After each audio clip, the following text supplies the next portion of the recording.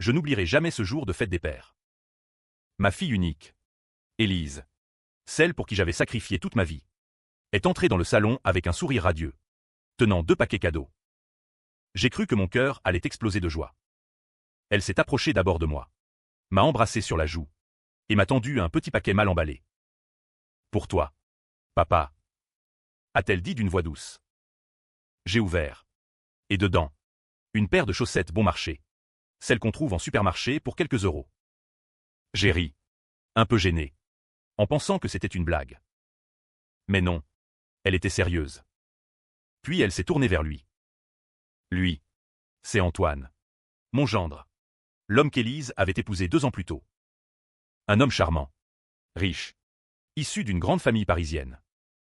Elle lui a tendu l'autre paquet, beaucoup plus grand, enveloppé dans du papier luxueux. Et ça, c'est pour toi, mon chéri. Antoine a ouvert. Et là, une montre Rolex, une Daytona en or, valant facilement 100 000 euros. Il l'a passée au poignet immédiatement, rayonnant, et l'a embrassée passionnément devant moi. Je suis resté figé, les chaussettes à la main, sentant une lame s'enfoncer lentement dans ma poitrine. Comment ma propre fille pouvait-elle faire ça? Me traiter comme un mendiant tandis qu'elle couvrait d'or cet homme qui n'était même pas son père? Ce soir-là, seul dans mon petit appartement de Montmartre, j'ai pleuré pour la première fois depuis des années. J'avais élevé Élise seule après la mort de sa mère. J'avais travaillé comme un forçat dans une usine à Lyon pour payer ses études à Paris, ses cours de piano, ses voyages. J'avais refusé des promotions pour être présent à ses spectacles scolaires. Et voilà ma récompense, des chaussettes. Mais ce n'était que le début. Quelques semaines plus tard, Élise m'a appelé en pleurs. Papa, j'ai besoin de toi. C'est urgent. Elle était enceinte. Et Antoine l'avait quittée brutalement, la laissant avec des dettes énormes. Il avait vidé leur compte commun, vendu l'appartement qu'ils avaient acheté ensemble, et disparu avec une maîtresse plus jeune. Elle est venue chez moi, brisée, suppliante. Aide-moi, papa. Je n'ai plus rien.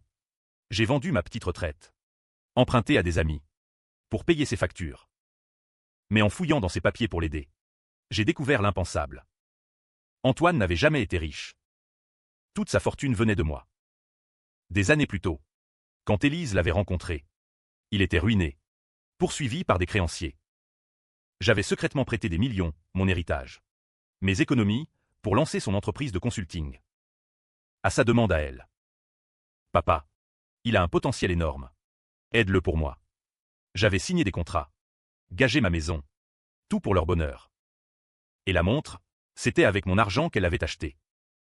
Mon propre argent, recyclé en cadeau insultant pour lui.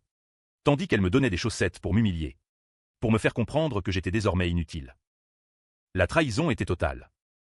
Ils avaient planifié ça ensemble, me vider lentement, me faire passer pour le père radin et pitoyable, pour justifier qu'elle prenne tout.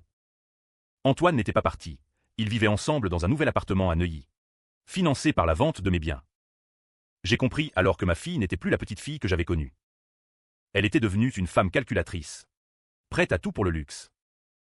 Et lui, le beau-fils parfait, était le cerveau. Ce soir-là, en regardant la scène depuis le Pont-Neuf, j'ai pris une décision. Ils allaient payer. Pas avec la loi, trop lente, trop clémente, mais avec une vengeance froide, méthodique, à la française. Les jours suivants furent un enfer intérieur. Je marchais dans Paris comme un fantôme, observant leur nouvelle vie depuis l'ombre. Élise postait des photos sur Instagram, dîner au Ritz, voyage à Saint-Tropez, toujours avec Antoine, toujours riant. Elle avait menti sur sa grossesse, un faux test pour m'attendrir, pour me faire signer un dernier prêt. Je commençais à rassembler des preuves. Des relevés bancaires que j'avais conservés. Des emails où Antoine me remerciait pour l'aide généreuse. Mais surtout, je découvris le secret qu'ils cachaient tous les deux. Antoine avait une double vie. Avant Élise, il avait été marié à une femme nommée Claire, qui s'était suicidée après qu'il eut ruiné. La police avait classé l'affaire, mais des rumeurs persistaient dans les cercles financiers parisiens. Il collectionnait les femmes riches, ou leurs pères riches. Élise le savait. Elle m'avait même avoué un jour. Ivre, papa, Antoine a eu des problèmes par le passé. Mais il a changé. Changé? Non. Il avait perfectionné sa méthode. Je décidai de contacter la famille de Claire. Son frère, Marc, un avocat discret du 16e arrondissement, accepta de me rencontrer dans un café près de l'Opéra. Votre histoire ressemble étrangement à celle de ma sœur, dit-il en serrant ma main. Nous échangeâmes des documents. Ensemble, nous pouvions rouvrir le dossier. Mais je voulais plus. Je voulais qu'il souffre comme moi. Je commençais à fréquenter les mêmes cercles qu'Antoine, les vernissages à Saint-Germain, les dîners d'affaires. Je me fis passer pour un investisseur retraité. Sympathique. Inoffensif. Un soir, à une réception chez un ami commun, je les vis. Élise, radieuse dans une robe Dior, au bras d'Antoine. Elle me vit, pâlit, mais sourit courageusement. Papa, quelle surprise! Elle m'embrassa, mais ses yeux étaient froids. Antoine me serra la main un peu trop fort. Comment allez-vous, beau-père? Toujours dans votre petit appartement. Le sous-entendu était clair, tu n'es rien. Je souris. Mieux que jamais. J'ai de nouveaux projets. Ce soir-là, je glissai à un de ses associés une rumeur. Antoine détournait des fonds de ses clients. Juste assez pour semer le doute. Les semaines suivantes, je vis les fissures apparaître. Des appels annulés. Des regards inquiets. Élise m'envoya un message. Papa. Arrête. Tu ne sais pas ce que tu fais. Je répondis, je sais exactement. La vengeance prit une tournure plus sombre quand je découvris le vrai secret d'Élise. En piratant son ancien ordinateur, elle me l'avait laissé pour réparation, je trouvai des enregistrements. Des vidéos d'elle et Antoine riant de moi, imitant ma voix tremblante quand je leur prêtais de l'argent. Le vieux va tout donner. Il est si faible, disait-elle. Mais pire, elle avait falsifié ma signature pour un prêt énorme auprès d'une banque privée. Si je ne payais pas, je perdais tout, et il récupérait l'assurance. J'étais acculé. La loi me condamnerait pour complicité si je révélais tout sans preuve solide. Ils avaient tout prévu. Je contactai alors un vieil ami, commissaire retraité à la PJ. Il m'écouta, hocha la tête. C'est du grand banditisme affectif. Mais pour les coincer, il faut les pousser à l'erreur. Nous montâmes un piège. Je fis courir la rumeur que j'avais gagné au loto, une somme importante. Élise mordit à l'hameçon immédiatement. Elle appela, pleurnichant. Papa, je suis désolé pour tout. Antoine aussi. On veut se réconcilier. Viens dîner à la maison. J'acceptai. L'appartement de Neuilly était somptueux, payé avec mon sang. Le dîner fut tendu, faussement chaleureux. Antoine versa le vin. Élise servit les plats. À la fin, elle dit, Papa, on a besoin d'un dernier coup de pouce. Juste un prêt, pour un investissement sûr. Je feignis l'hésitation, puis signai un chèque fictif. Mais en réalité, j'enregistrai toute la conversation. Ils avouèrent tout, la montre, les dettes, le plan pour me ruiner complètement. Le lendemain, je portai la bande à Marc, l'avocat. Avec les preuves accumulées, nous lançâmes la procédure. Antoine fut arrêté pour escroquerie. Élise pour complicité. Mais elle appela de prison. Papa, je porte vraiment ton petit-fils cette fois. Sauve-moi. La grossesse était vraie. Les tests le confirmèrent. Élise, en détention provisoire, me suppliait dans ses lettres. C'est ton sang. Papa.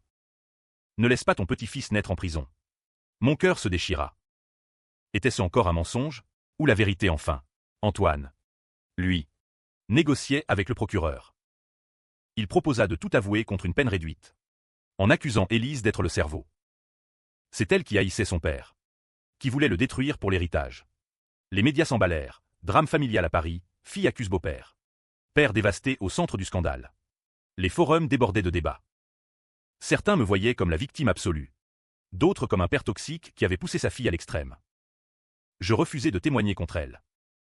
Malgré tout, elle restait ma fille. Le procès fut un cauchemar. Élise, enceinte de 7 mois, pleura à la barre. Mon père m'a étouffé toute ma vie. Antoine m'a libéré. Antoine, froid, elle m'a manipulé comme elle manipulait son père. Le jury délibéra longtemps. Antoine écopa de 8 ans. Élise de 3 avec sursis à cause de l'enfant. À la sortie du tribunal, elle s'approcha.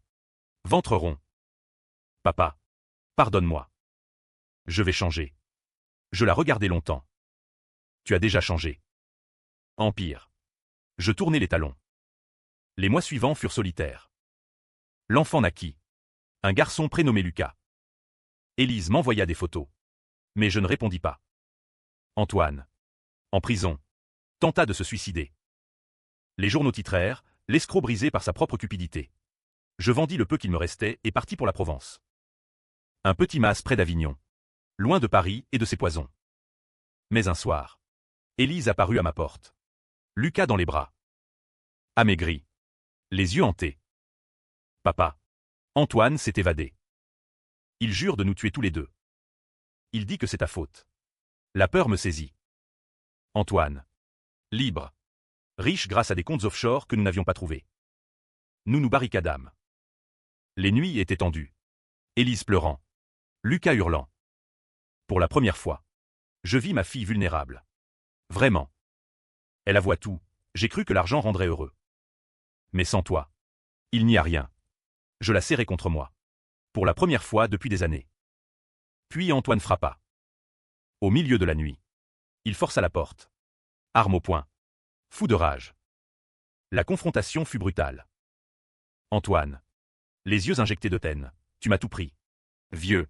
Ma vie. Ma liberté. Élise se plaça devant moi. Protégeant Lucas. C'est fini. Antoine. Laisse-nous.